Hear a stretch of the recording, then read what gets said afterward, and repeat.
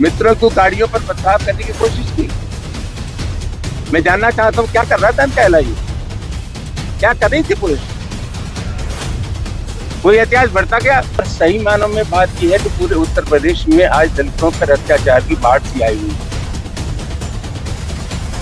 कार्रवाई ऐसी होनी चाहिए जिससे संदेश जाए कि घटनाओं की पुनरावृत्ति नहीं होगी। कहते हैं कि उत्तर प्रदेश में कानून व्यवस्था की स्थिति ठीक नहीं है, तो चलते मैं कह सकता हूँ कि उत्तर प्रदेश में जंगल राज है। समाजवादी पार्टी के राष्ट्रीय अध्यक्ष श्री अखिलेश यादव जी के निर्देशानुसार हमें अभी सुनहरा जाना था।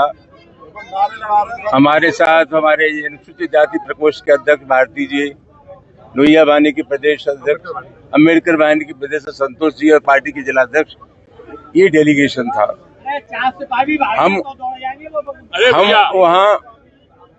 हम वहाँ जाकर के बस स्थिति का पता करना चाहते थे।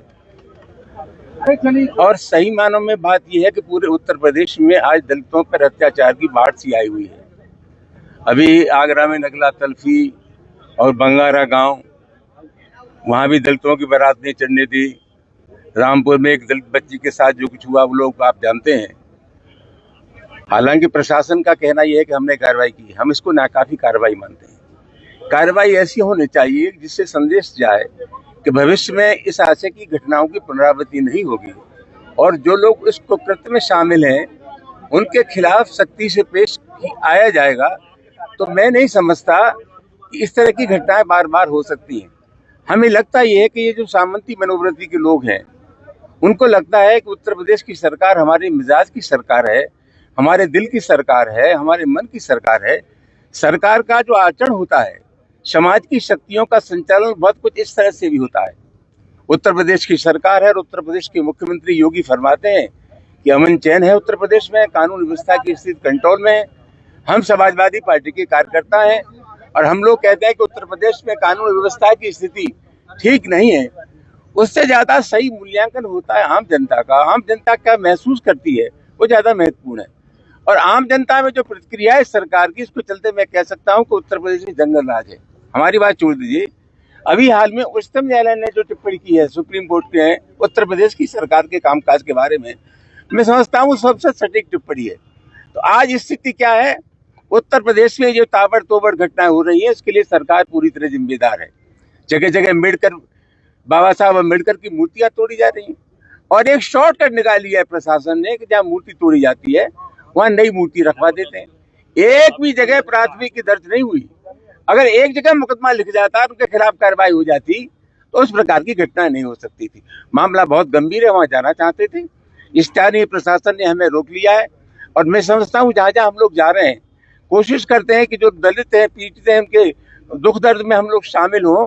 वहाँ जानबूझ करके इसलिए रोका जा रहा है कि जमीनी हकीकत लोगों के सामने ना जाए, लोगों में एक नया भरोसा, नया विश्वास समाजवादी पार्टी के कार्यकर्ता पैदा करना चाहते हैं। जानबूझ करके हम लोगों को रोकने की साजिश की जा रही है। और जो अवांछनीय तत्व हैं, अभी रास्ते में कुछ तत्व में मिले जिन्होंने हमारे मित्रों को गाड़ियों पर पथराव करने की कोशिश की। मैं जानना चाहता हूँ क्या कर रहा था इनका एलआईयू, क्या कर रही थी पुलिस? कोई इतिहास बढ़ता गया। तो मामला बहुत गंभीर है और मैं समझता हूँ इसकी इतनी आलोचना की जाए कम है। उत्तर प्रदेश में दलितों पर अत्याचार की बाढ़ आई हुई है, उसकी रोकथाम का कोई समुचित इंतजाम नहीं है। कुछ वर्ग के लोग मदांध हो गए, अंधे हो गए, उन पर कोई अंकुश नहीं है।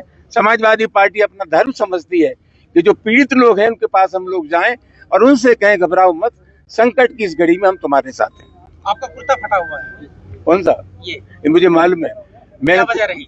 इसी वजह है कि कुर्ता मेरा फटा हुआ था, लेकिन मुझे मालूम था कि कुर्ते के ऊपर जब जबारकट पहन लूंगा तो फटा हुआ कुर्ता दिखाई नहीं देगा। नहीं आज जो नहीं मेहरबानी करके उससे मन जोड़िए। सर बुलंदशहर के लिए आप जा रहे हैं या रोका गया है आपको? आप दिखाई नहीं दे रहा था, ये आप जब लगा रहे थे वहाँ डंडा अपना, तो आप दिखाई नहीं दे। हम तो अभी जाना चाहते हैं, आप निकलवाओ हमें। हम जाना चाहते हैं, जबरिया रोका गया है, जबरिया।